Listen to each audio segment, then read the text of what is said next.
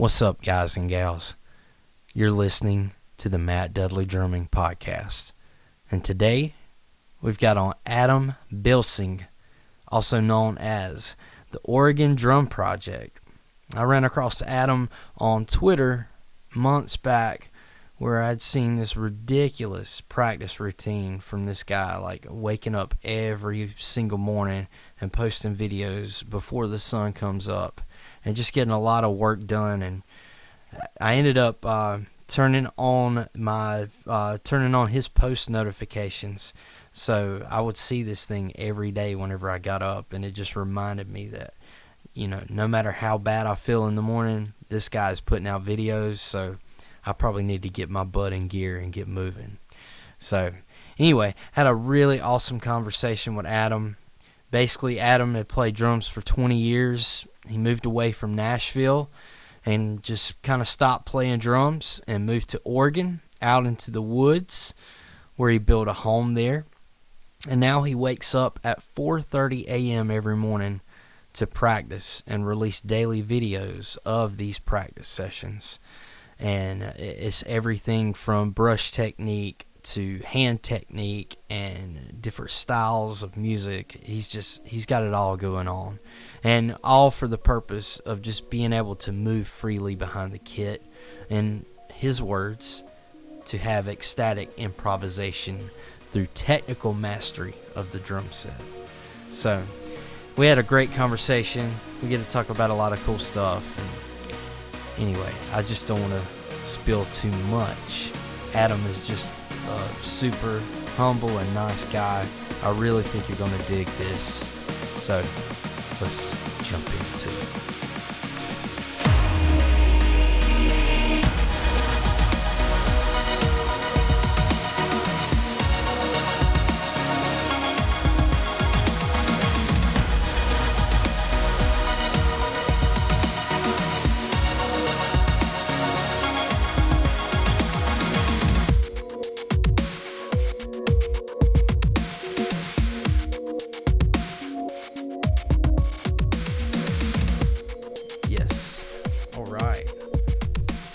Cool. Man. All right. Well, how do you do this? How many of these have you had in the can? Do you have an intro or? No, nothing yet. So. Okay. So basically. Well, I was just saying that I've been doing this routine for like 6 months now. So I just passed the 6-month mark on Friday of getting up at 4 a.m. and doing 2 hours of practice before work. Gosh, that's early. That's really early. It was really terrible for the first like month or so, but after I got like a month under my belt, it started to feel normal, and I love it. It was really weird. It was really hard to start, but I love it now because there's no way I was going to carve out 2 hours anywhere else in the day and do it every day. Yeah, on top of you've got a full-time job too, right? Yeah, I have a day job, just working in an office, standard office stuff. So yeah, I do that from 9 to 5, and I do the practice routine in the morning before work, and then after work I come back around and do all my video uploads and blogging and all the computer tricks that you have to do to be a musician now, which is a little weird. Oh yeah. Well, man, before we get into that, let's give everybody a little backstory about yourself. Just I guess how you got started with playing drums and your music career and just life in general. Sure, yeah, I'll try to do kind of a short version. So I started playing when I was 13, playing snare drum in the school band and stuff, and I was in every band you could possibly be in high school, like jazz bands, pep bands. Used to play at the basketball games. I really liked marching band, but I went to a very small high school, so there wasn't like a lot of competition. It was just all fun, basically. Was in rock bands in high school, and then I went to music school in St. Paul, Minnesota, a place called McNally Smith that's closed now, unfortunately, but I did a 2-year program there, and I got a degree in performance, and played in a whole bunch of cover bands and original bands and stuff all around the Twin Cities. I did a lot of like 9 to 1 nights out there. That's how they do them in Minnesota. And then I decided to move to Nashville after like 5 or so years in the Twin Cities, and I ended up getting a gig with a country cover band the summer before I moved to Nashville. So I just socked all of that money away and used it to move down south. And then did kind of a classic Nashville story. Like I was there for almost 10 years and started in a little apartment with nothing. And by the time I left, I had a studio in the back of my house and had recorded a whole bunch of instrumental production music and had been in a whole bunch of bands in Nashville. But my favorite was a punk band. So I got in the punk scene in Nashville, which was a lot of fun and a little unexpected in the country music capital of the world. Yeah. And then coming up on 3 years ago or so, I sort of bailed from Music City and moved 3 days west to the middle of the woods in Oregon. And I built my own house. And now that I'm done with the house for the most part, I'm back to playing the drums again. Dude, that's a lot. yeah. I've been all over, and that's like the short version, sort of. So the Oregon Drum Project started up because when I left Nashville, I kind of what's the right way to say it? Like I a little bit left town, like feeling kind of sorry for myself that I didn't make it better, you know? And so when I moved out west, I wasn't sure if I was going to play the drums again or not. I really wasn't sure if I was done. And I couldn't get it out of my head, really. So I didn't play. It didn't touch a drumstick for a little over 2 years while I was building the house. Yeah. So the real purpose of the Oregon Drum Project was to rebuild. So like the first 20 years of my career, I was playing match grip, and I decided over this 2 years of time off that I wanted to rebuild with traditional grip. So it really sort of forced me to start over. So that's what I've been up to. I had never played traditional grip before, and now I'm 6 months in. Dude, that's really cool. It's like, I guess in my mind, thinking about this, it's like going after the dream, hitting up Nashville and doing all that stuff. And I wouldn't say like maybe getting a bad taste in your mouth, but it's a thing of like moving away from all of the noise, getting away from all that, and now you're at a place where you're kind of finding yourself and you're trying to like fall back in love with drums all over again and make this thing like more of you than anything. Yeah, that's a really good way to say it. Like you're kind of right about leaving Nashville. Like I sort of like, what's the right way to describe it? I didn't have a terrible time in Nashville, and I made a lot of progress, and it's a good city that I like a lot, but it was starting to get really crowded when I was thinking about moving out. There were lots and lots and lots of people going there, and I did have a little bit of a bad taste in my mouth, sort of. You play for 20 years and you do everything you can, and you're in bands and you make records and you try hard and you hustle for gigs, and sometimes, most of the time for most people, it doesn't all come together into something where it's really supporting your life. And you hit it dead on. Like I ran away to clear my head and figure out exactly what I wanted to do. Yeah. And recently I made a trip to Nashville to go watch a race, Supercross race at Titan Stadium. That was about a month ago. And I haven't been to Nashville since 2011, and whenever I went a month ago, it was so crowded everywhere. It was just a headache trying to get around and try to move, especially going out to see bands at night. It was very populated, man. I had a really good time while I was there, but after about 2 days of it, I said, man, I'm this country boy. I'm ready to get back home to where it's a little bit slower, Yeah. I grew up in Iowa in the middle of nowhere. So I think I was feeling the same thing. After about a decade in Nashville, I was starting to get a little bit claustrophobic. Like, it's a great city, and I don't want to say anything bad about it. And it's full of fantastic players, which is probably part of the reason that it was so hard to get over. It's a place full of competition, but I was definitely getting a little claustrophobic when I left. Yeah. So let's talk about the Oregon Drum Project. So how many episodes now in? So I'm this morning was day 129, so I'm 129 days in. I've been doing daily episodes for, I think, like 50 or 60 of those days. Okay. I was doing weekly videos before that. So I've kind of been ramping the whole thing up and expanding it as I went along. When I started, I wasn't sure. I really started tweeting about it kind of to hold myself accountable, because I was like, it's going to be so easy to not wake up at 4 a.m. if I don't feel like it. So I decided I was going to start talking about it publicly. That way I would feel foolish if I didn't wake up and do the practice every morning. Yeah. And it worked pretty well. And then a few people started noticing and sort of asking like what I was up to and stuff. And it just has expanded from there. I'm really happy I have a video producer now, because the drummer in me was getting so tired of video editing. Oh, I can imagine. I was like, I gotta get somebody else to do this work. So I have a great video producer now. His name's Silas. He works at a company. It's his own company called Red 11 Media. And I just send him the files every day and he makes the videos for me. So the daily episodes have been going really good. I'm not running out of topic ideas yet, which is nice. I've been sort of worried about that, but I'm running 3 different sets of practice material at any given time. So there's plenty of stuff to work on. And really most days I'm talking about the stuff that is causing me problems. Yeah. And there's always tons of that. So it's really easy to find material to talk about.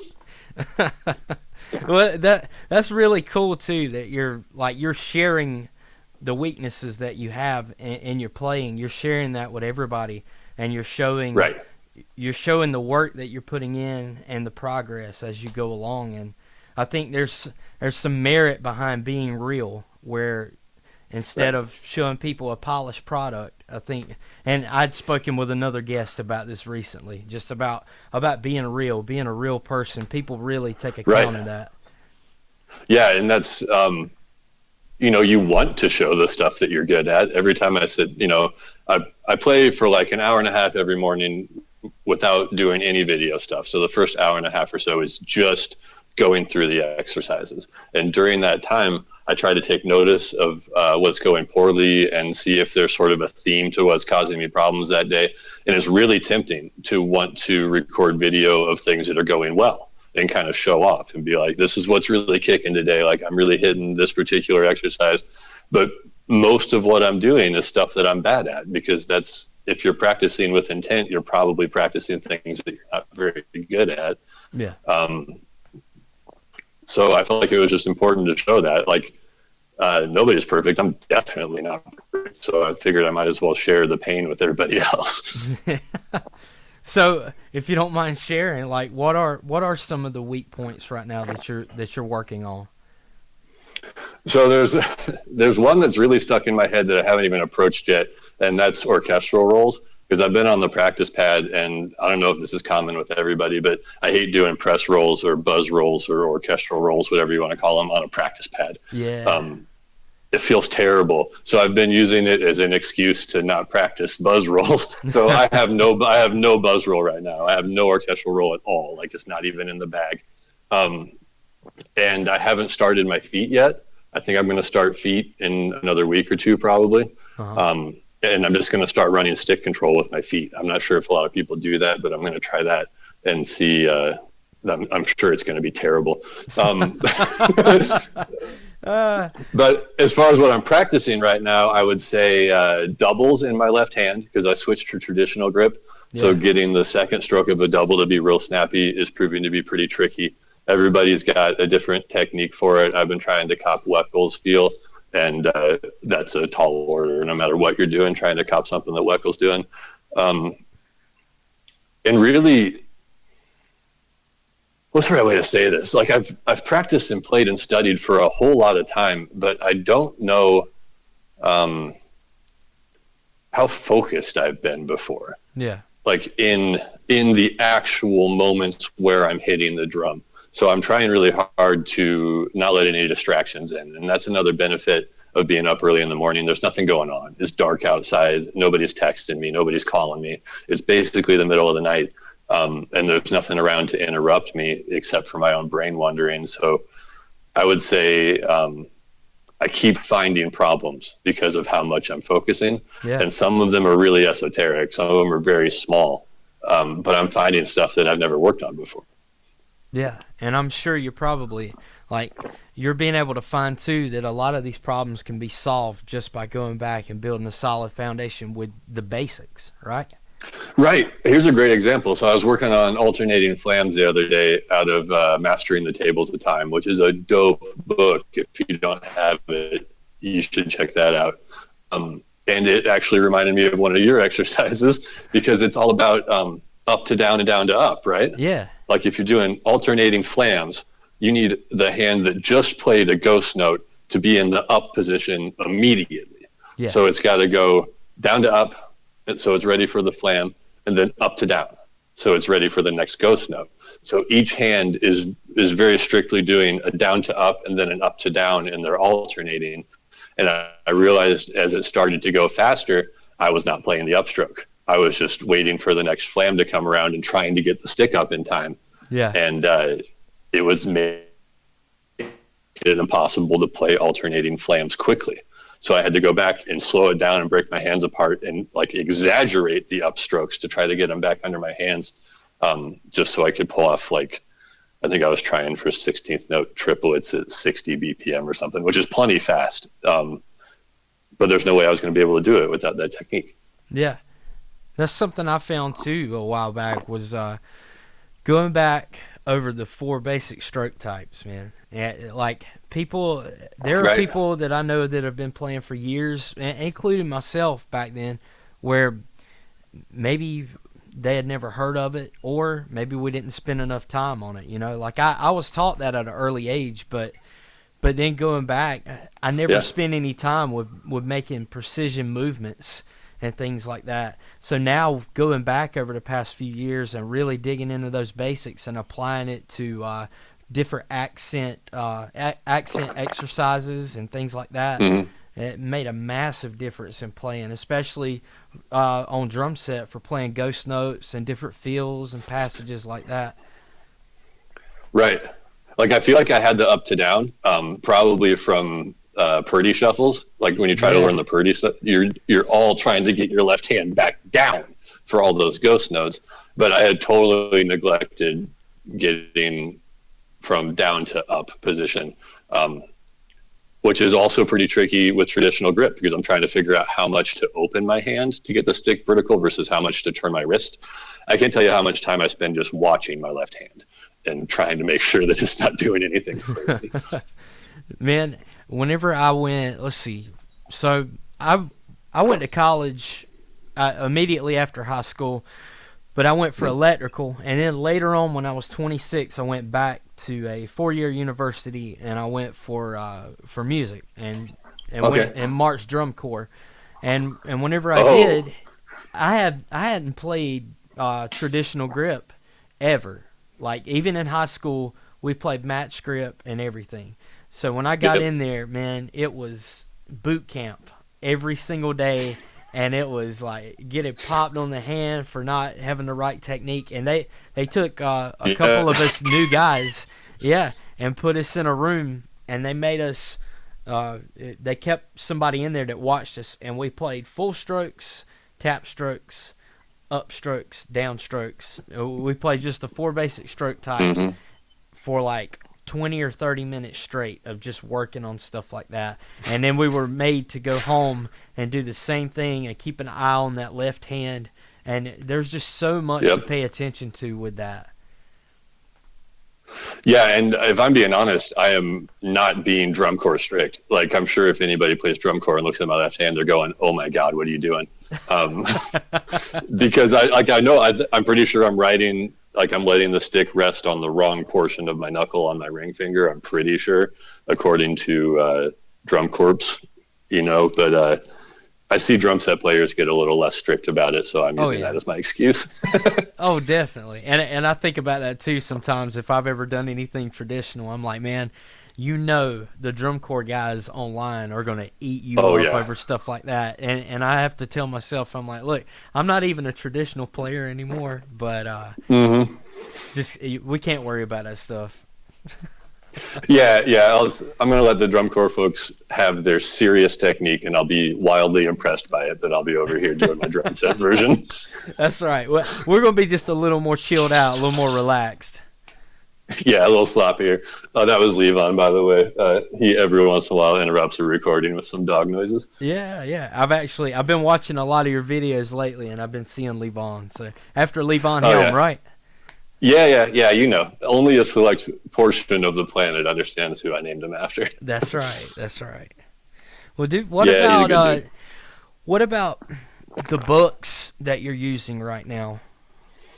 Sure. So the first one that I started working out of and have been in for a real long time is Stick Control, Okay. which most people I think probably know about. It's by George Lawrence Stone. Yeah. I have it right here. I'm reasonably sure I've had that copy of Stick Control for about 25 years. I think if That's drummers just like look in their sock drawer, they probably have a copy of it somewhere. But if you've never been through it, it's I love it. It's one of my favorite drum books. It's 46 pages of just measures and measures and measures of exercises. Like there's a page in the front with some text, like 2 pages or so, what the book's about and how to practice it. And then the whole rest of it is all exercises, no talking. So I spent the first like 3 months or so running the first section of pages up until the rolls. So there's a whole bunch of single stroke stickings and, you know, various patterns. Yeah. And then double stroke rolls and stuff like that. Levon, you're cool, buddy. So that book I consider like repetition. That's what I do Mondays and Fridays right now. And I'm working on the flam pages, so 16 through 21 at this particular portion of the Oregon Drum Project. I'll probably be moving on in a month or two. I try to stay in the same pages for a good long time and work them at various tempos and really get them under my hands.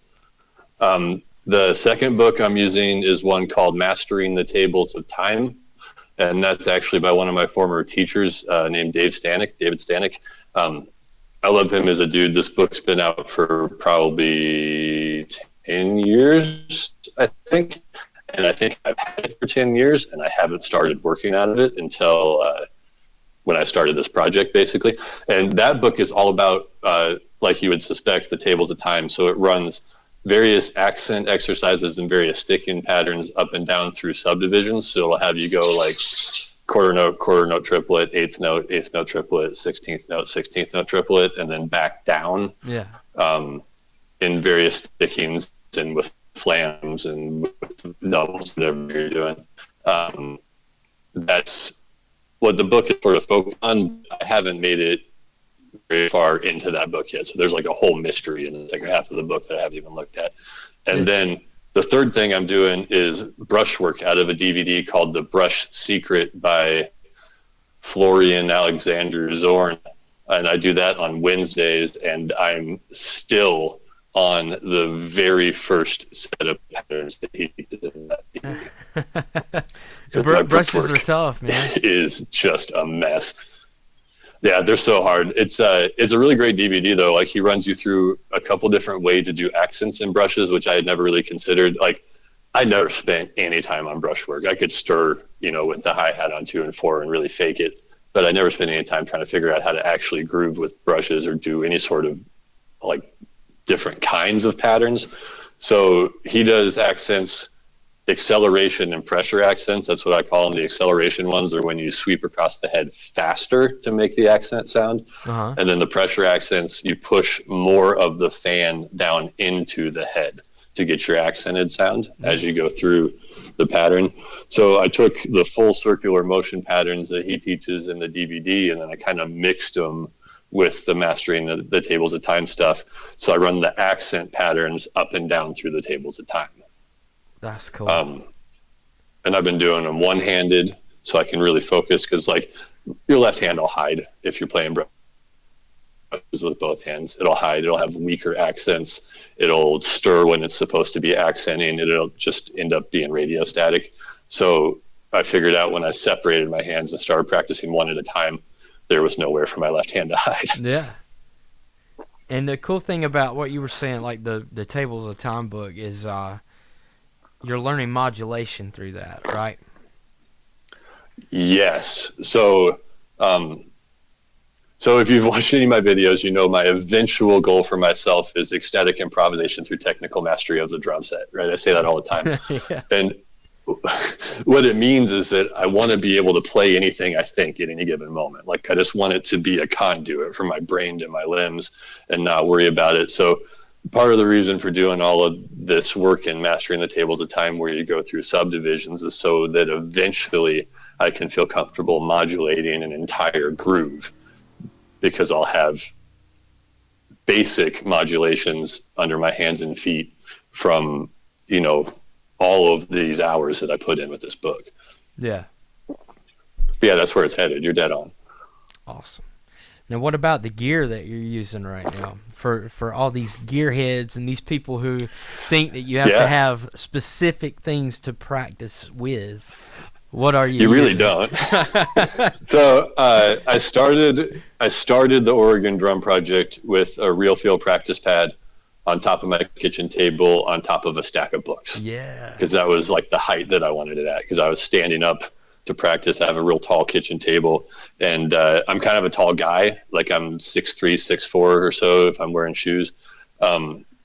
So I figured out, this is going to be another technique conversation, but I'll get back to you. That's cool.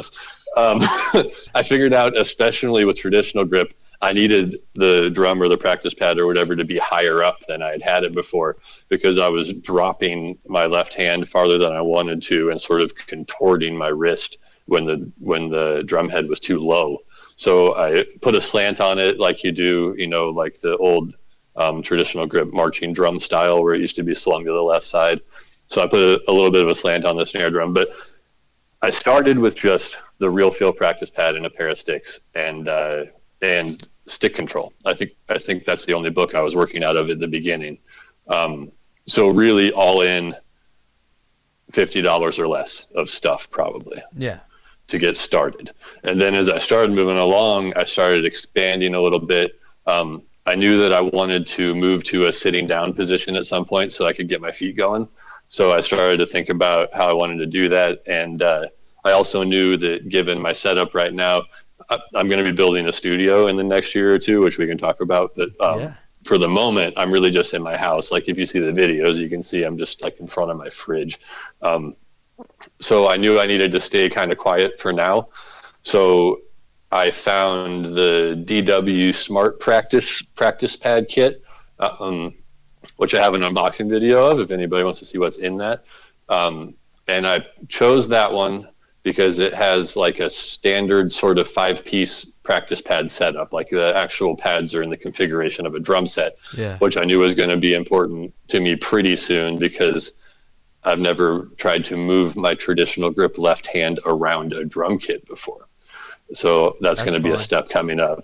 It's going to be weird. I'm sure I'll be throwing sticks on accident for a while. So I got that set up, and I should mention that I brought a drum set out here with me. So when I left Nashville, I sold the whole studio. I had modern drum set and a vintage drum set and, you know, like a cymbal vault and a stack of snare drums and a whole mess of stuff. And I got rid of everything but one drum set before I came out here. So up in my storage loft, I have a Yamaha recording custom kit that is eventually what will come back out when I can set real drums up again. Yeah. But the practice kit right now is just a DW Smart Practice Kit. I have a DW 9000 pedal on my right foot, my strong foot, whatever you want to call it, my lead foot. Yeah. And on the left foot, I have an Axis AXX direct drive pedal, which I've had one of before, but I had to rebuy it because I sold it when I left Nashville like a fool. So I bought another one because I really like them. They're really lightweight, and I thought it was going to be perfect for my left foot, which eventually I want to have doing like clave patterns and Perdido stuff and, you know, 4-way coordination style left foot workouts. So that's the setup right now. I have the Real Feel practice pad on top of a Ludwig Black Beauty copy. It's not a real Black Beauty, I don't think. And I'm using the actual drum for my brush exercises now, playing on a real drum just for brushes. So that's the practice setup. It's really kind of basic. I have way more going on with the microphones on the practice pad kit right now than I have with the actual practice pad kit. Microphones on the practice pad kit. That's never heard that one before. Yeah, I have an AKG C214 on a real feel practice pad right now, which is really silly. That's a top-notch mic too. But I figured it's a good mic, but I figured whatever I bought now is going to end up in the studio in a year or two. So I figured I might as well just buy it once instead of having to buy another one, in a little bit. So that's the practice pad setup for the most part. And as far as like the recordings for the videos and stuff, I'm just running 2 channels right now. I have a little Focusrite Claret 2 pre-USB, and I'm using the C214 on the drum, and I have a little headset mic that I'm running wirelessly to pick up my voice while I'm talking in the videos and stuff.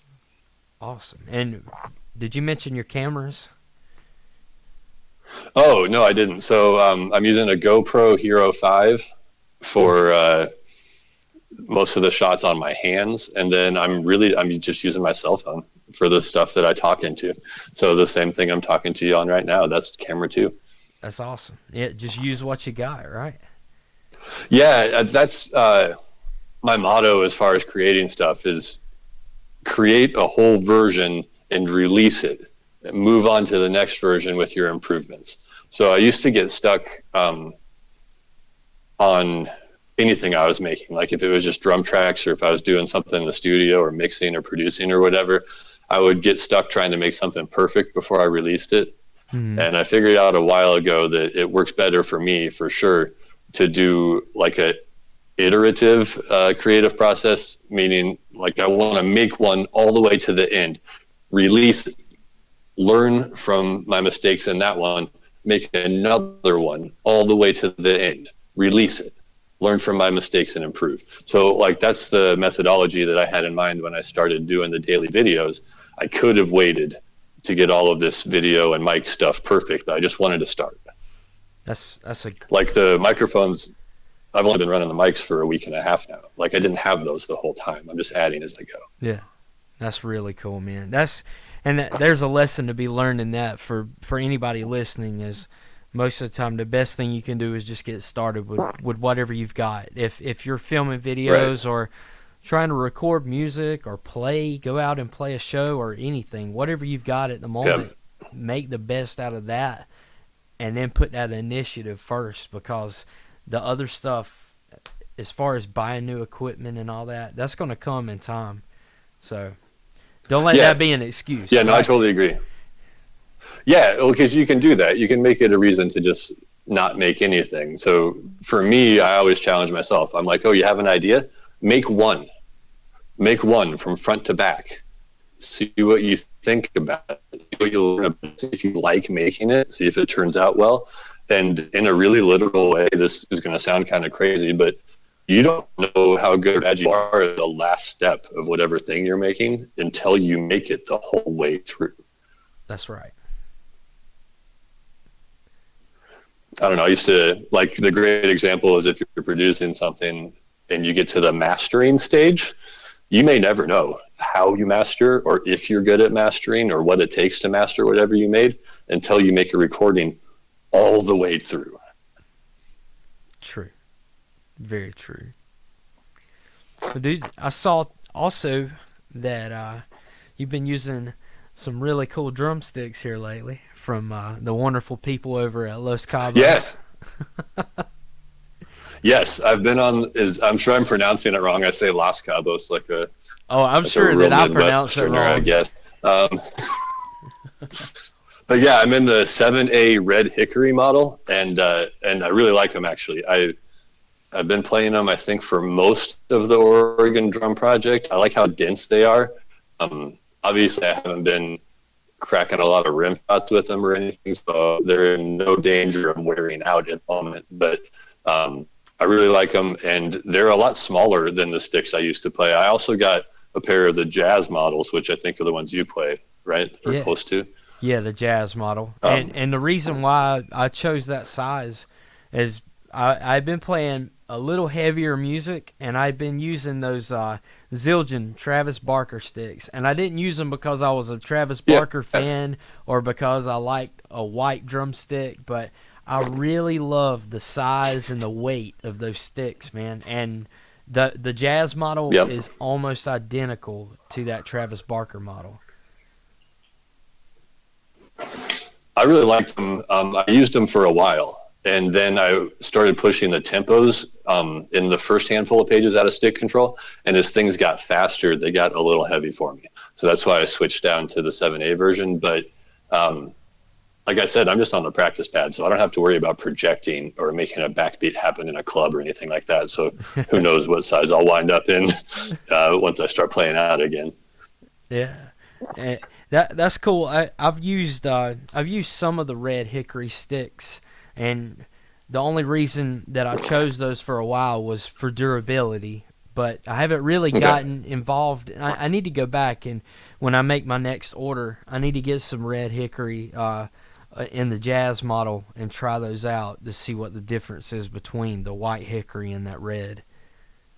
I really like them. I don't think I ever played red Hickory before these, but this is going to sound weird. You know, like every drumstick has a pitch, right? Like if you hold it up to your ear and kind of flick it, there's a pitch, and some companies pitch match their sticks and things like that. But I feel like the red Hickory, because they're denser, they kind of carry their own fundamental tone. And I don't know, maybe that's something I'm recognizing because I'm just hitting a piece of rubber, but they feel like they have substance to them. I like them. They also make me feel like I'm playing for Bill Withers or something like that. Like they look like they come out of the 70s. They're a darker color, you know, like those old ones you used to see on close-ups and videos and stuff of the 70s drummers. That's what it reminds me of. That's a good description. I hadn't thought of it like that. Yeah.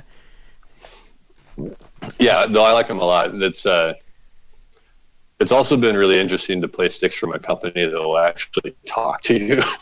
Yeah. Like I played Vic for a long time, just like a lot of people do. And Vic is so big, they don't, at least in my experience, didn't have any interest in communicating at all in anywhere on the internet or anything. And it was really nice to find a brand that actually is interactive and you know, sort of interested in me being a customer and playing their gear. You know, it's nice.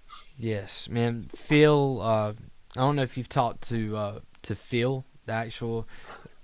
You know what I'm talking about? I haven't yet. I haven't talked to him yet, but I've been afraid to send in my artist endorsement because I don't think I have enough going on yet. You never know, man. You never know. You never know. Yeah, I got to just fill out the form and let them decide. Yeah, everyone over there is super cool, super nice. It's like I know everybody always speaks of certain companies being like a family, but it really is over there. They take care of everyone. They've done a lot for me. I get out and I push their product as much as I can every week for students and online with people because I really believe in it, and I love those sticks, but also really I care about the people that work there as well because I've had a relationship with these people for a while, since 2015 or so now. And and they're really, really great people, good with their artists, and it's almost like a mom and pop shop. Even though they're running a big operation, it's still got that mom and pop feel to it. And big shout out to them. All right, you're selling me. I'm going to fill out the application and send it in. You should, man. Tell them that I sent you. See what they say. All right, I will. They'll be like, they'll say, "Oh God, Matt." Nah, we'll pass. We'll pass. They'll say, "Tell them to cut it out with the riff raff." Yeah. Well, going back to the Oregon Drum Project, so I was curious. I said, "Man, I think I've been friends with you now for maybe like 2 months, maybe 3 months through Twitter." And I said, I'm going to go back and watch his first YouTube video and see what's going on here. So yeah, I checked that out the other day. Don't call it a drum bag. So when you made that, had you already known that you were going to do the Oregon Drum Project when you made that video, or is that something you did? I'm sorry, go ahead. No, that's it's funny that you bring that up because I already haven't thought about it in a while. It feels like a million years ago. No, all that happened that day. So I made a promise to myself I wasn't going to take out any drumsticks until I got my final inspections completed on the house I built. So I got my final inspections through the county. I got my paperwork. I was technically all finished. And so I took out all the drums. I got everything out. I took everything out of the cases and bags. I laid it all out on the living room floor just to see what I had, because it had been like a long time since I looked at it. And I took out the practice pad, and I took out a pair of drumsticks, and I set them up, and I started hitting the practice pad with the drumsticks. And I was like, oh man, I haven't done this in so long. So I just set up my phone and I just hit record. And I was like, I'm just going to blow for a minute. It's just the practice pad. I'm sure it won't sound like anything, but I just want to play and see what's still under my hands, see what it feels like, and see what's left, you know? And so that's what I did. I just, like, I turned it on. I don't know how long that one is. I think it's just a couple minutes long. I just kind of blew for a few minutes. I was still playing match script because I just wanted to see what was still in there, you know, see what was left. But that was the first time I had played any kind of drum for 2.5 years. Oh, wow. 2 years, 2.5 years. So yeah, that video is really me doing it for the first time again. Wow. How do you go 2 years, 2.5 years without playing? I think the longest I've gone so far since I was 8 years old maybe would be like maybe 3 or 4 days probably. Yeah. And I'm 36, so that's been a long time. That's funny, man. Yeah, it's I have an answer for that, weirdly. So like, one answer is that I was playing like on my chest and my knees and stuff the whole time. Like, I would be walking around working on the house and stuff, and I would just be going, just like tapping something out or playing on my knees or doing whatever. And part of me and the, you know, the bad taste in my mouth, I guess is kind of what we're going to call it. Yeah. I also got like this whole complex about backbeats. And I was like, I don't even want to hear about backbeats right now. It represents all the stuff that I used to love that didn't go the way I wanted it to go, and this and that. So I got all in my head about fives over the time that I wasn't playing. So while I was tapping things out on my chest and my knees and stuff, I started playing a lot of fives, which was really weird. And this is going to also sound really weird, but I wrote a book in the middle of when I wasn't playing. Ooh. So I have a book out of all these weird grooves that are quintuple based. So they have quintuple patterns in your ride hand. And so it's kind of like if you're doing 12/8, like the church thing, like, yeah. But instead of that, put fives in your right hand. So, so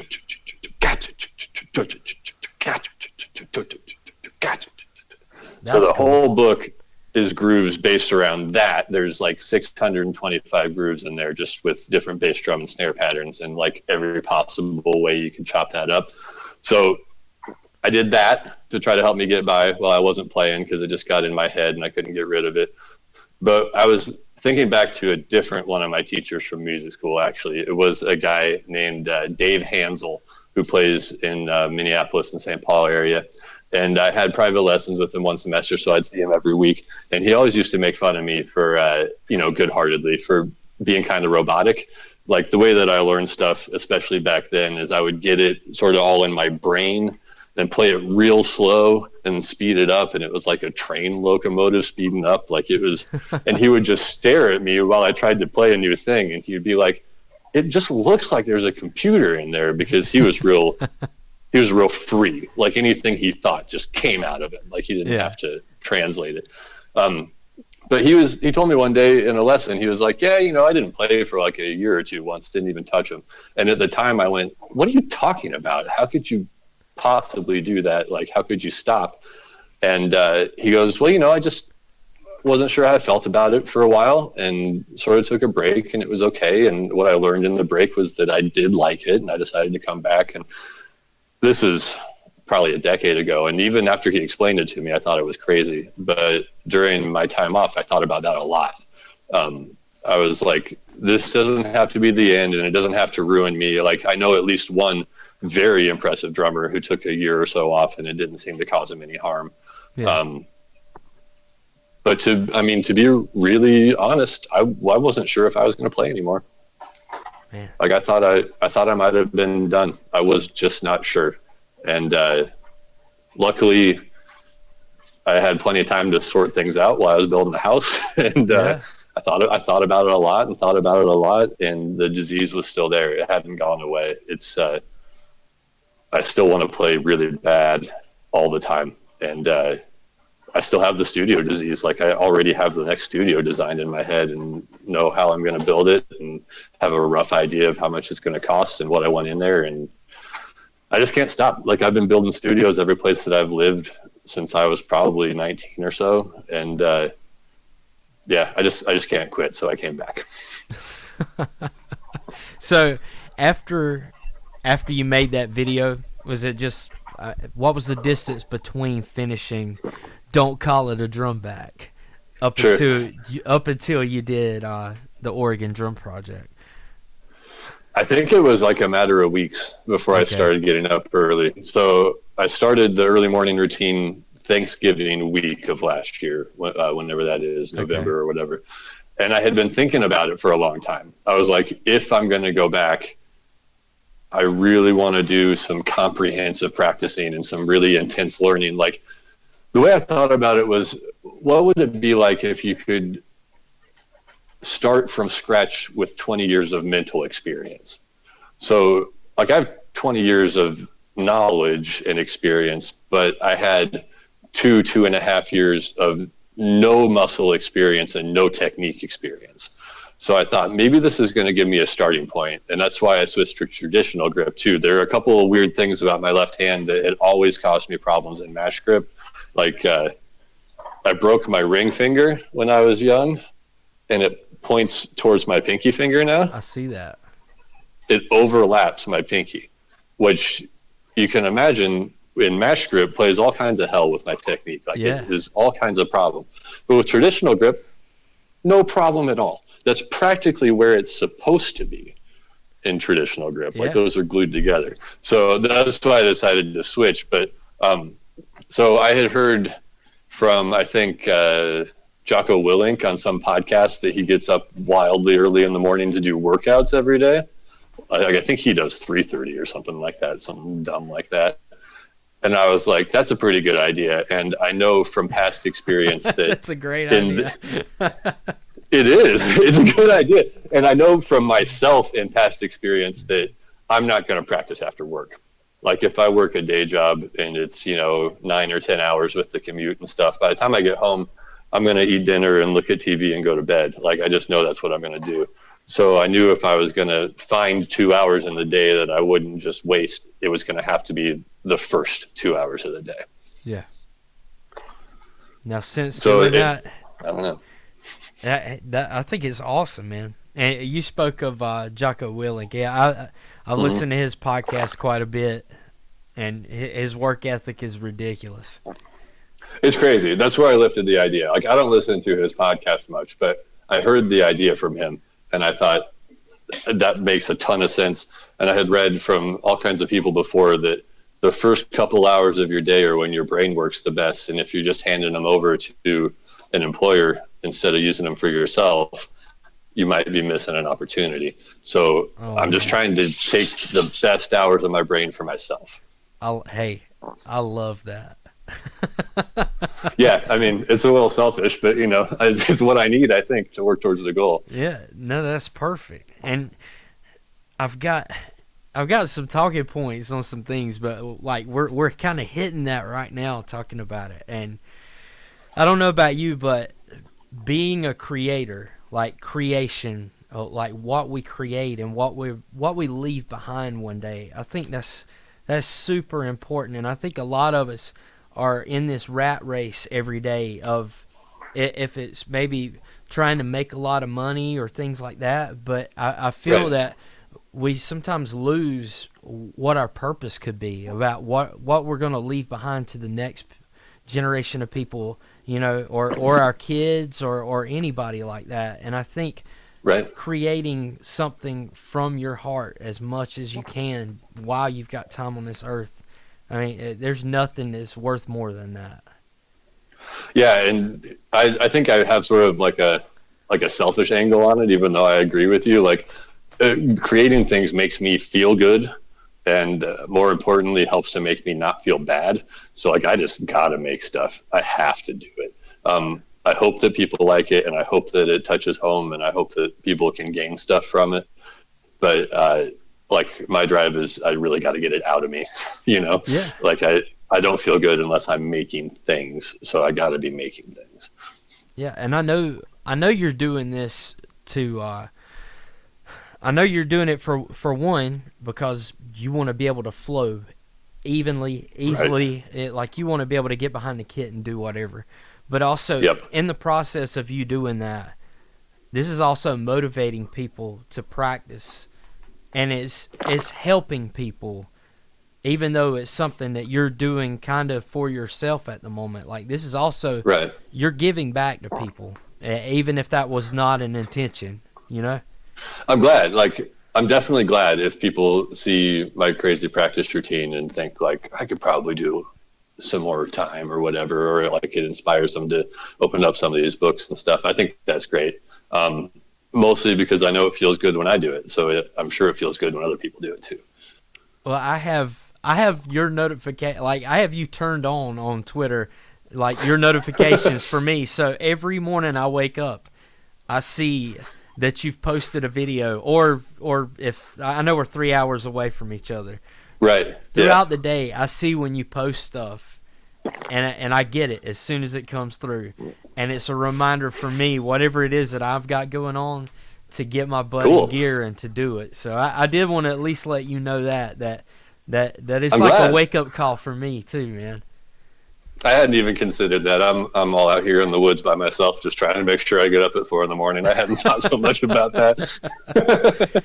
Yeah, just think next time, be like, man, Matt's got to get out of bed. Let me put this thing up. Yeah, man. That's why I always post one like right at 4:15 or so. It's like, I'm up. We're doing this. Like, if you're not up, get on up. It's time to go. That's right. And again, like I say, it's motivation, man. Like, if it's not me practicing, then it's me thinking of, all right, I've got to get up and get a workout in today, or right. I've got music I'm trying to write that I need to get busy on. I got to do this stuff. So yeah, I stay, like, I keep a schedule. It's I don't know. I know everybody's different about it, but for me, having a real strict schedule works really well. So like, I think we talked about briefly before today that I had made a bunch of production music in Nashville, and I want to talk about that. Yeah, so this kind of ties in. So what happened then, so I had built a studio in the back of my house in Nashville. It wasn't huge, but it was nicely soundproofed and well treated with good mics and good front end. So it was a great place to get good drum sounds, because I went to the trouble to make the room sound good so that the drums would sound good on their way in. You didn't have to spend a whole bunch of time afterwards trying to fix bad drum sounds. So after I finished making the studio, I saved and got enough money together to quit work for a year. I knew that I could afford to not have a day job for a year, and I was going to try to string something together in that time and maybe not have to go back to work. But I figured, worst case scenario, I can make something in a year. So if I'm being real honest, I spent like 2 or 3 months not doing anything and going out of my mind, because I didn't know, like, I didn't have a plan. I didn't know what I was going to do. I just knew that I had a year. So I eventually figured out that I wanted to try to make some music that I could try to sell into like TV shows and movies and stuff like that. Something that I could get somewhere as cues, because I figured that was one of the last places that you could possibly make some money with your music. Yeah. If you got it on a TV show somewhere and it went into reruns or something, like, you might have lunch money for a while. So I decided I need to make production music somehow. And I play the drums. I can sort of play keyboardy stuff. I can like fake it on the bass guitar. I can't sing to save my life. So I was like, all right, what do you have in the studio? What can you make? So I decided that 5 days a week I was going to go into the studio starting at noon And by the end of the day, I was going to have a fully recorded, mixed, and mastered piece of music that I can put up on a Bandcamp. And that was my challenge for myself. I was like, we're going to do this. We're going to do this for some amount of time. And if I have enough of these pieces of music, some of them will be good enough that I can try to sell them. So this was another one of my sort of iterative processes. Like every day, I would get up, I would walk the dog, I would have breakfast, I would get myself together, and then I would be in the studio by noon. And I would do 2-hour chunks. So I would sit down at the drum kit, and I gave myself restrictions to try to help, because when you walk in and you can just play anything at all, it's going to be tough. So I called the project 32s. Everything was 32 measures. So each day, all I had to do was come up with 32 measures. And that was my challenge to myself. But I wanted it to be fully instrumentalized and a real piece of music. So I would start at the drums, and I would just work up 32 measures of something, and I would give it some kind of form, like AABA or some kind of form that I knew I could work with later. And as I moved along, I would throw in stops and hits and rhythmic figures and stuff that I would then write something for on one of the other instruments. Yeah. So I'd start with the drums, track the drums, close that down, pick up the bass, track a bass part, close that down, get a keyboard going, some sound or something all in the box with the keyboards, write that all in MIDI, make a couple keyboard parts with a couple different sounds, MIDI edit, because I can't play keyboards really, I just know where the notes are. And then effect, mix, master, bounce down, send it out to a WAV file or whatever, and then upload it to my Bandcamp. So I did that every single weekday it took about noon to about 9 o'clock at night. So every day in that time, I would write, record, mix, master, and release 32 measures of music. That's awesome. Every day. I did that for 105 days. So the first 5 days I didn't show anybody. They were just god awful. It was me figuring out my way around the studio and figuring out how to do everything I was doing. And then I started releasing them on this Bandcamp on the 6th day. So 100 of them are released, all 32 measures long, all between like a minute and 2.5 minutes or so. And then when I got done with all of that, about 20 of them were good enough to try to pitch them to places to get put into TV shows and movies and stuff. Then I started a video blog about the process of trying to get this stuff into shows and stuff, because I had never done it before and didn't really have any connections. So there's like 10 or 12 weeks of blog stuff that I put up about the process of doing that. And then I eventually got a company on the hook. Weirdly, the company was from Minneapolis, and I had moved out of there years ago to Nashville, and met the guy down in Nashville. It's a place called Tinderbox. That's the company that hooked me up, and they got me contracts with like 3 different networks and 8 different TV shows. So wow.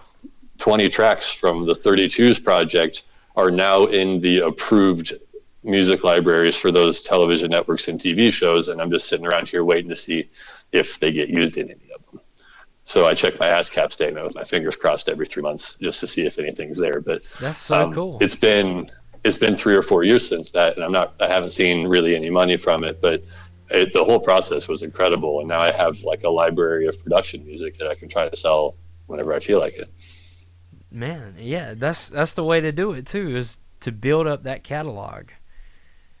And those are up on my website too, on the music section. If anybody wants to hear what happened from that mess, I have like the best of up on my website. Okay, and that website is that Dirty Bandana? That's on dirtybandana.com. It's bandana spelled Bandana. Sometimes people spell it a bunch of different ways.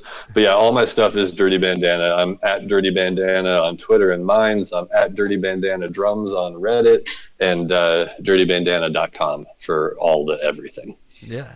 And I'm wearing a bandana that hasn't been washed. Whenever I put a tweet up last night, I said I got a very special guest. He wears a bandana and a serious practice schedule. Yeah, that's about right. I've had the bandana on for a real long time, so it's I've been trying to use that as the brand for a while now. Yeah. Now talking about music, I've been doing instrumental stuff myself and releasing things through Bandcamp too. And like I'm actually studying right now. I'm studying a lot about ambient music, and I'm trying to incorporate those elements into things that I'm doing at the moment. And I just bought some new gear, so I'm excited to get in and start writing. I don't know if you can see this, but it's an Arturia. Oh yeah, all right. MIDI controller, and I'm running Ableton 10 intro. That's what I have going right now. That came with my interface, Ableton Live 10. Yeah. So I really dig that. I've used Ableton since 2007, I believe. 2007 or 2008, I've used Ableton, and I keep trying to update. I can't afford to buy a suite for like $600 or $700 or however much it is. So, oh man, I normally do the $100 version. You're gonna be my Ableton guy because I've been using it for 2.5 weeks. So I'm gonna start DMing you Ableton questions. Yeah, let me know, man. So. What? Yeah, you were smart enough to hire some other musicians to play on your music. Oh man, well I didn't hire those guys. Actually, all those people on my project on Trial Transition Advance, it's actually just a lot of my close friends. Almost all of my friends play music, either guitar, bass, piano, or sing, and basically, whenever I have my buddies over to grill out or have a few beers or something like that, we'll get together and we'll write a little music or go jam out. And sometimes I might just take a handheld recorder and capture some stuff and then come in and overdub and put some things on top of it and release it that way. But okay. Yeah, and the purpose behind it is just to create, just like what we were talking about earlier. Yeah. I mean, of course, it would be nice. I might have to talk to you. I would love if one day something of mine could be used in film or TV. But yeah, I'll send you those old blogs if you want them. There's definitely some resources in there. Yeah, but I mean, like I said, that would be nice to have that one day. But my biggest thing is I want to go back when I'm an old man one day. I want to go back and look at all the music I created with all my friends. And all these projects, and hopefully I've created a massive catalog I could go back and check out. I think that's a good goal. I have fun listening to stuff from, 10 or 15 years ago. I can't imagine what it'll feel like when it's 30 or 40 years old. Like a dinosaur, right? Yeah. Be looking back going, oh man, I couldn't play paradiddles for nothing back then. I mean, not to go too dark, but we're talking about creating things, and we're talking about like what we're going to look at later in life. But I guess, what do you want to leave this earth with as far as a legacy? Like, what's in your mind of leaving something behind one day? Well, that's a really good question. Well, okay. For starters, I don't think about leaving things behind too much. Like I try to stay sort of in the now as much as I can. Which,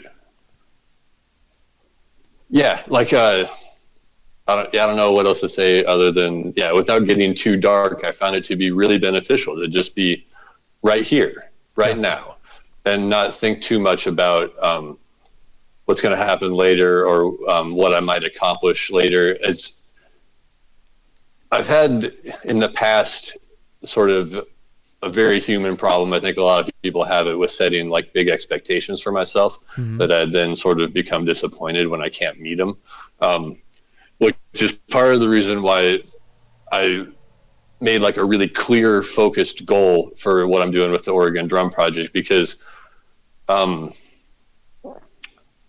don't know that I want to leave behind like a certain type of project or a certain type of recording, like I'm not trying to make like a perfect record or a perfect song or a perfect piece of music or whatever that I think will really represent me.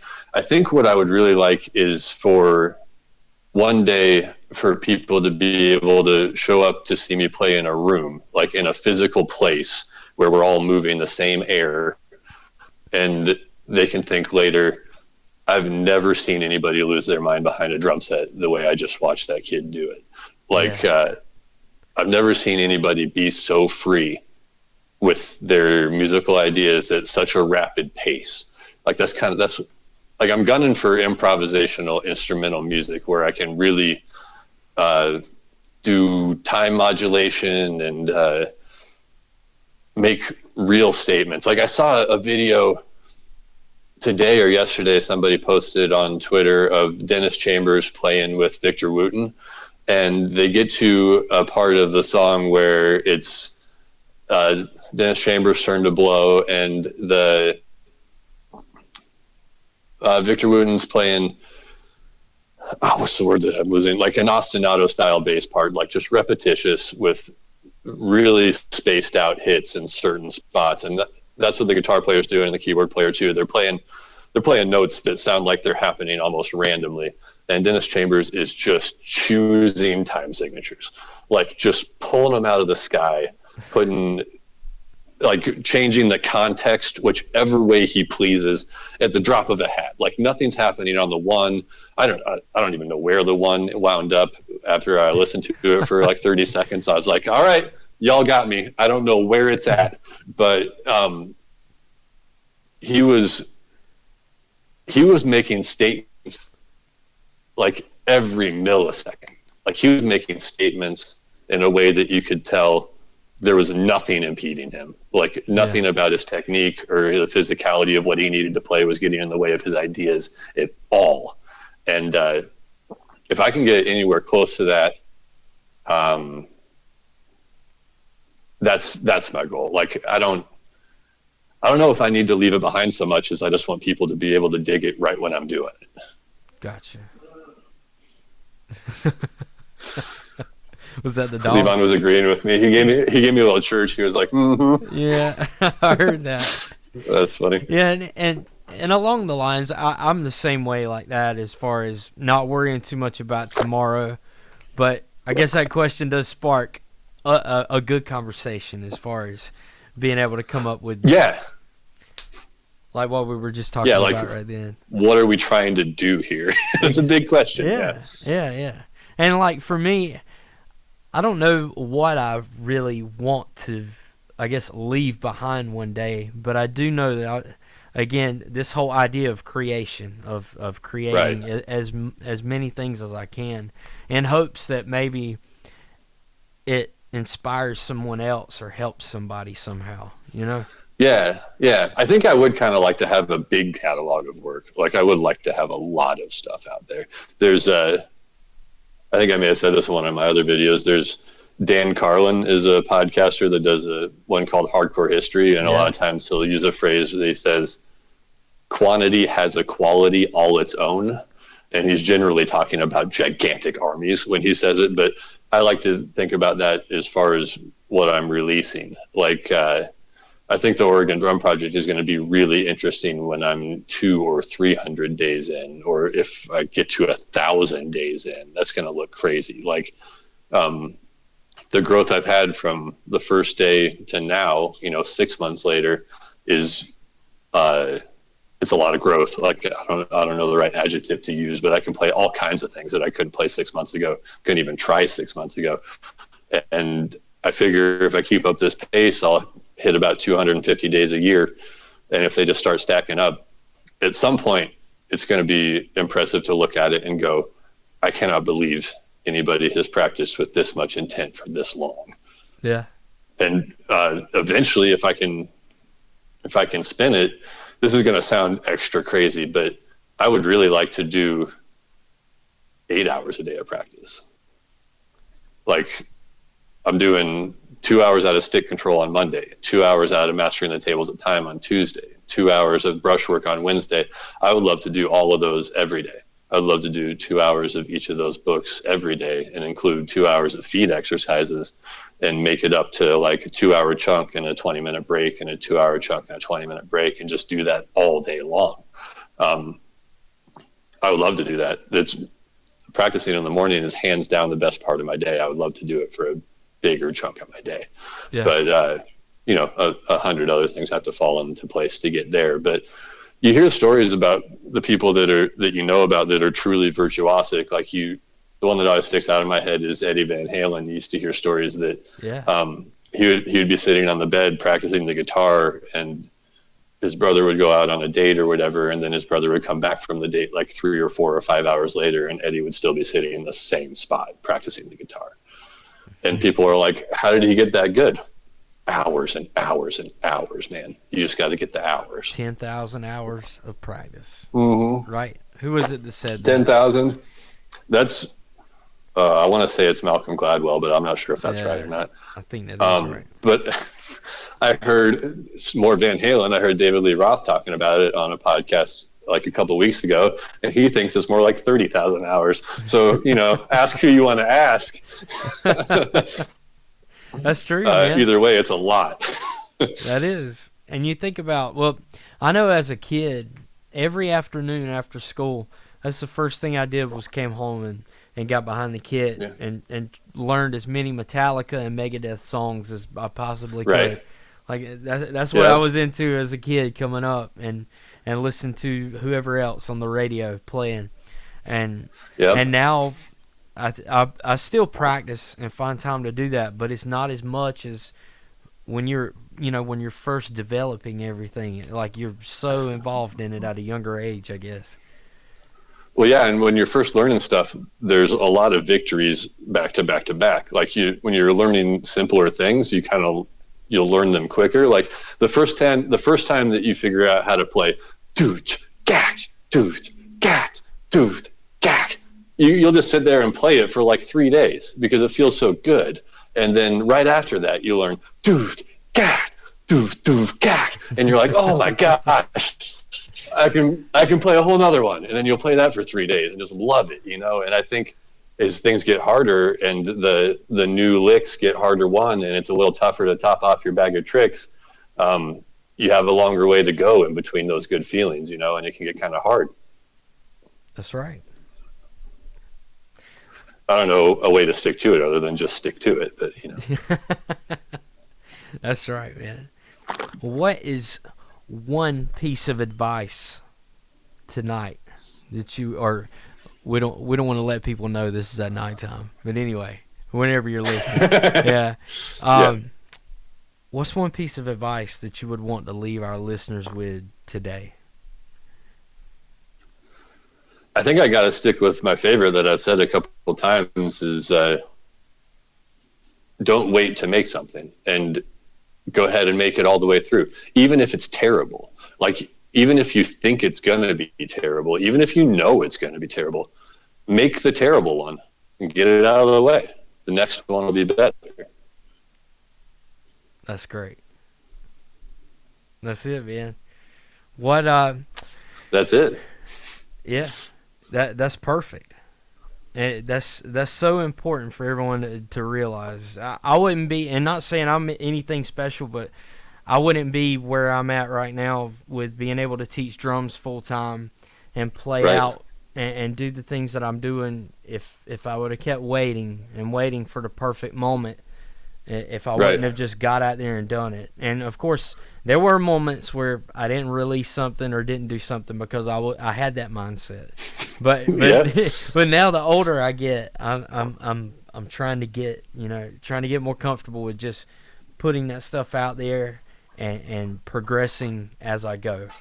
So that's the saying, right? Perfection is the enemy of progress. If you try to be perfect every time, you're never going to get there. That's right. And I think about 2 years ago, I just started getting into riding my bike, like cycling a bit where I live at, and walking. And eventually, I kept telling myself I'm not gonna build my way up to running or jogging because I don't want to mess my knees up. But then instead of putting that limit on myself, after a while, I built it up to that point, and once I started working in that area of physical fitness, some of that kind of like those lessons slid into my musical life. of not waiting around. Just keep pushing, keep working hard. Yeah, I feel like discipline is not something that a lot of musicians have just built into them, you know. For me especially, I've spent years and years and years learning discipline in all parts of my life, and then, like you're saying, starting to apply those same kinds of ideas to the music stuff. Because, you know, when you're 15 years old and you're playing Beatles covers or Zeppelin covers and trying to get on stage somewhere, you're not thinking about the discipline that is probably required to become a master of your craft. You're thinking, like, this sounds so cool when I play this loud and my friends like it, you know, let's find a show. But yeah, like you're saying, the lessons I've learned in all parts of my life about how to discipline myself a little bit, which that's definitely some Xhaka stuff. I think discipline equals freedom. Like, that's something that stays in my head a lot. Like in a drumming aspect, the more control I have over what my hands are doing, the freer I am to do whatever I want to do with them. Yes. But yeah, it takes a lot of discipline to, I think, keep a schedule like this and to keep everything going. But the real secret to it is that it feels good. Like I said, it's my favorite part of the day. There's no way I'm going to stop it. You shouldn't. You need to keep. Yeah, I don't plan to. Yeah, keep it up, man. I'm rooting for you. I appreciate that. You've been a lot of support over Twitter, and yeah, there are definitely times when the alarm goes off in the morning, and I'm like, oh man, and then I think I can't not do this. I'm gonna get hollered at for sure. Like, I got to get up and get to work. That's right. Now, before we get off here, let everybody know how they can get in touch with you and be able to check out all your videos and stuff, man. Yeah. So here's all the stuff. The best place to go is dirtybandana.com. And that's, again, dirty just like you think it's spelled, Bandana. Dirtybandana.com. That's where everything is. You can get to all the places from there, but I'm on Twitter mostly at Dirty Bandana. I'm trying out a social network called Minds, also at Dirty Bandana. And then I'm trying to get hip to Reddit. I've been super late to the Reddit party, but I'm over there, username Dirty Bandana Drums. I'm just getting that profile started. Come hang out, leave me comments, tell me how Reddit works. I have no idea what I'm doing over there at all. And the YouTube, I don't have my special URL yet, but just go to the website. That's where all the subscription stuff is for the YouTube channel, and all the videos are up. I also have a store up on the website now, selling T-shirts and coffee mugs with drum sayings on them. If you want to support the Oregon Drum Project, that's a great way to do it. I figured, instead of just asking for dough, because I'm going to keep doing these videos no matter what, figured out everybody needs T-shirts, you know. So if you need some T-shirts, get one from me if you want. And what else is up there? There's a blog on the website too. The blog is mostly transcriptions of the videos, but if you're in a spot where you can't watch them, you can read them. And my drum book, that's up on the website too. That's called, what did I call it? It's been so long since I even looked at it. It's called 5 Up or Fives Up. I can't remember which way I said it. 5 Up, I think. And you can get a PDF version through my website or a version on Kindle for $1.99. Super cheap. It's 625 quintuple grooves for drum set. The book's called 5 Up. I just looked at it again. I'm going to get that. It's interesting. And you know what the extra interesting part is? I haven't played any of it. I just thought of it all. So I haven't even gotten around to trying very much of it out yet. Like, I can play some of the basic stuff that I was singing earlier in the podcast, but anybody who wants to get into it has a perfect chance to become way better at it than I am, because I haven't worked on it very much yet. And like I said, it's all sort of 12/8 style grooves, except quintuplets in your ride pattern. Instead of 12 notes, it's 5 notes per beat. It makes sense when you look at it, but kind of interesting. I'm already thinking of writing a second version or like an extension of it with some rests and open hi-hats and stuff, because I think if you take enough of the notes out of this quintuple ride pattern, it starts to sound like the really lopsided stuff that the hip hop cats are doing right now. Like I see Questlove do it all the time. Yeah, I forget the name for it. There's a name for it. Dilla style. Yeah, and I see Quest do it all the time on the late night show with the Roots. It's between shuffle and straight on the hi-hat usually, and I think the places I've seen it written out before try to notate it as 5s or 7s. So I think if I get into some of these grooves in 5-up and start taking away some of the hi-hat hits, it's going to sound a lot like the hip-hop stuff that's going on today. That's really cool. Yeah, I've got to remind myself of it once I go back and listen to this. Once I edit, I'm gonna go and grab that. I want to see you try to play some of this stuff because it's a little weird, but I want to hear what it sounds like on a full drum set. Yeah, I would love to check it out, and hopefully it would be something too that I'd be able to maybe share with some of my kids that I teach. So yeah, if you think it's worth something, I'm curious to see what people's reactions are to it for sure. Cool, dude. Thank you so much. Is that all the stuff? Yeah. Thank you so much for being on here, man. Yeah, thanks for having me. I really appreciate it. Like I said, I appreciate you sort of pulling me into the drum fam on Twitter. That was really nice of you. And there's a lot of cool people there that I've been getting a lot from, so it's cool. Yeah, we're all one big happy family, man. Everybody's That's pretty right. cool. Everybody's nice. A lot of guys will throw some comments in here and there and ask questions, and I just feel like it's a really good group of guys and girls. We've got a great mixture within the group, that I talk to back and forth. Yeah. I want to say there's like 20 or 30 of us all together, but and there could be more. And everybody's really positive.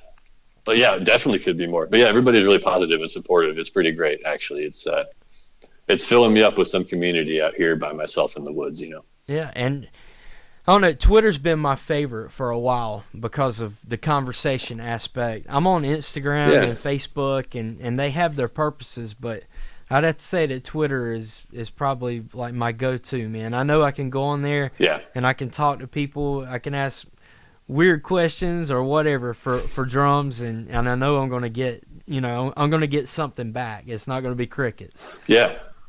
Yeah, exactly. There's some cool conversations on there. It's a nice spot to be. That's where I am most of the time. So if you really want to shout at me, get on Twitter. Yeah. Now, one question before we get off here too. What about have you thought about Instagram or Facebook or anything else like that about getting on there? I have thought about Instagram a little bit, and I'm considering it. I don't know. What do you think? I don't know. I'm trying to think. All right, for me.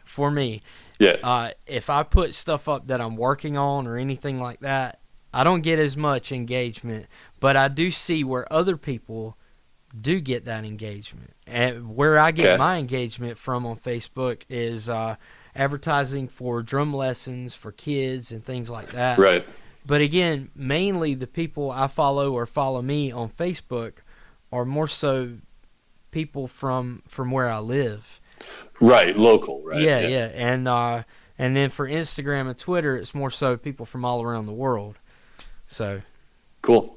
But yeah, I've been thinking about it, but as you can imagine, I'm pretty busy with the amount of stuff I'm doing now. I'm trying to figure out if I have room for another thing. Like I still have a blog to do, after we get done with this. It doesn't end. I would think though that you would do really well if you're looking for engagement and a lot of people to check your stuff out. I really think Instagram would be the ticket with how consistent you are with everything. Yeah, I think that would be a good avenue. So I might do it. It's only a matter of time before I get efficient with what I'm doing right now, and then there'll be room for more. That's right. Well, hey, I'm not going to put too much on your plate, so you do it. Do what you got to do, Adam. It's going to go on the list. I'll put it in the right spot. That's right. Well, dude, thank you so much again. I greatly appreciate it. Yeah, absolutely. Thanks for having. It's been cool. That's it for this episode. Be sure to check out Adam with the Oregon Drum Project over at dirtybandana.com. How about that? This episode ought to make you want to get up and go practice right now. Right? I know it does for me. So it makes me want to have a better work ethic. It makes me want to get up and get moving in the morning. And I hope it does the same for you too. Hope you grab some nuggets of information off this today that can help you. So be sure to look up Adam at dirtybandana.com and also on Twitter at dirtybandana. Again, I appreciate everyone for taking the time out of your day or night to listen to the podcast. Remember, be sure to use the best method of advertisement, word of mouth, right? Tell all your friends, tell everybody you know about the show, and if you're enjoying it, of course, let everyone know about it.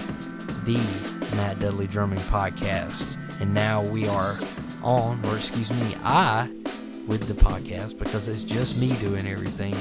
I'm on all platforms now, so iTunes, Spotify, Stitcher, Google Play Music, TuneIn Radio, RSS feed, everything.